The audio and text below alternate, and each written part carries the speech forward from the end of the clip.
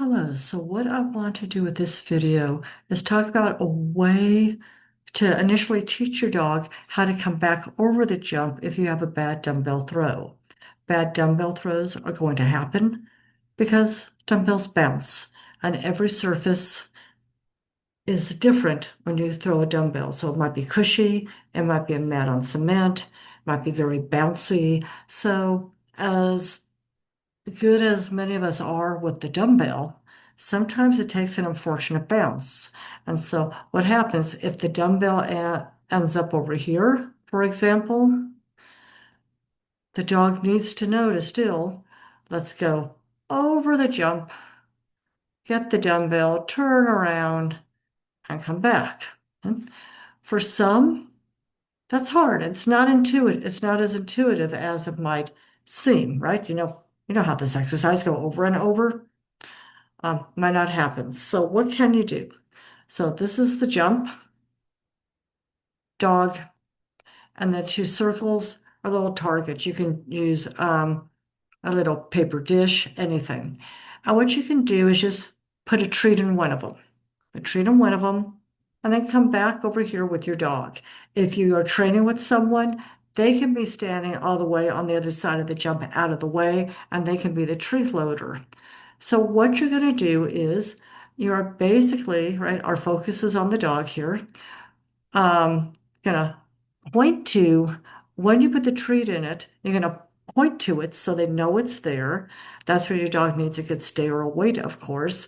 And you're gonna send the dog, and the dog's gonna fly over and go for the food.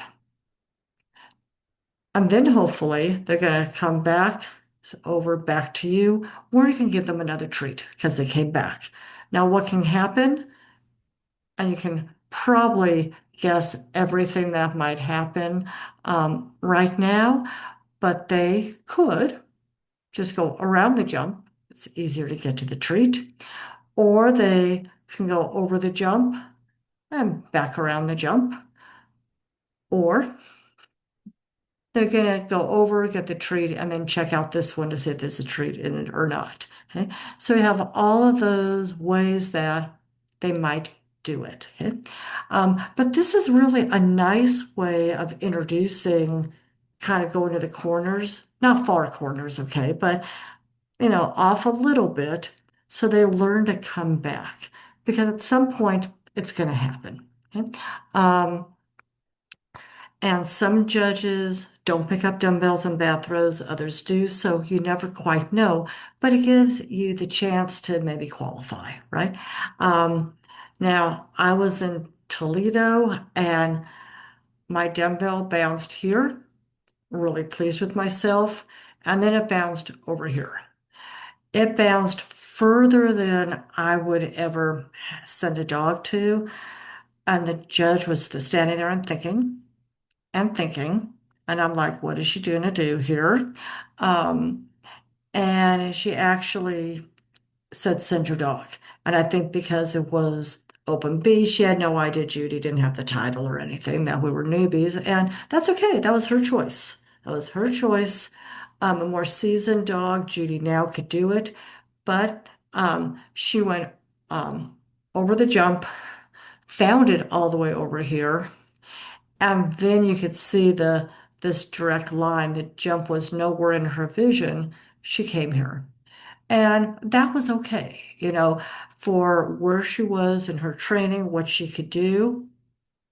That was too hard for a young dog and open. But, for me, she went over on the way out. She got the dumbbell. I wasn't going to get on the dog for that. I'm not going to get on the judge for that. That was the judge's decision. That's okay too. So things happen, right? And even when they happen, right, for the next exercises, you want to keep your spirit up so the dog stays up. And I'm going to go off the beaten path here now because what happens many times is, right, something will happen here. Maybe it's an NQ. Someone gets on their dog, and then you go to the next exercises, let's say they're this direction, and everything else falls apart. Well, it's no wonder, right? Now you've made the ring a little toxic for your dog. So there are ways to handle that it doesn't become toxic. Okay. And Well, since I just already mentioned going over, let me talk about that. Let me get rid of the whiteboard. There we go. So, for example, um, you can, and you have to do this, you have to teach the dog what this means. You can't just do it at a show and assume they know. So for Liza sometimes would tiptoe through the broad jump. I think a lot of it was looking back because of her psoas, and she did have that bad injury um, that we found out about, and she was out of action for a bit. But she would tiptoe ever so nicely through the broad jump. If she did that, if she did something else that was wrong, basically my hands would just go, and I'd say, let's go, and would heel to the next exercise. I would not let her front or finish at the end of an exercise if she was wrong. I never said no. I never said bad. But because we had done it in practice and she understood that let's go meant oops, she was fine. And then I always said, let's end strong. And I still had a pricky dog. Right? So don't do anything to dampen the dog when they're in the ring. Okay? Um, it, it's not going to make a difference. You can give hints. So I'll give another example here. Years ago in the out of sight days, we used Liza again, and it was very rare that she would ever go down on the sit. Huh? But a couple of times when it was last, after the down, she did. Now, frankly, there were people who always grabbed their dogs, took their dogs, they went outside and made the dog do another stay, which by then the dog has no clue, okay? It's over, it's over, it's over. But I'd come back in, I would literally walk up to her, almost directly to her, right? So she popped up on her own. And I went around, and the judge would say, then exercise finished. You know, you put the leashes on, blah, blah, blah. And I would take my time. And now I never made the ring wait, right? But I was the last one to pick up the leash. And I'd come back to her and I'd look at her, and she'd look at me and go, I blew it. And I say, yeah, but you're still okay.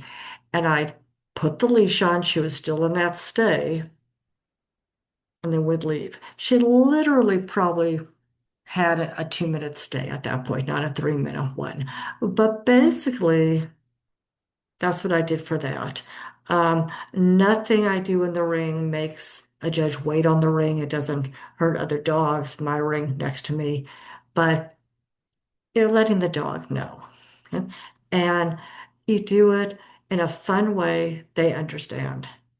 And they keep going to do the other exercises. Because what I want to see after my dog makes a mistake, I want to see that dog do well the rest of the time. That's what I want to see. I want my dog to show me what she knows. Right? That's the whole point of showing. Really, we think we're ready. Let's do it. Um, so that was a bit of a zigzag from the overs, but I think you hopefully can see everything I talked about in this one. And with that, I will close this and I'll get these uploaded and sent to you.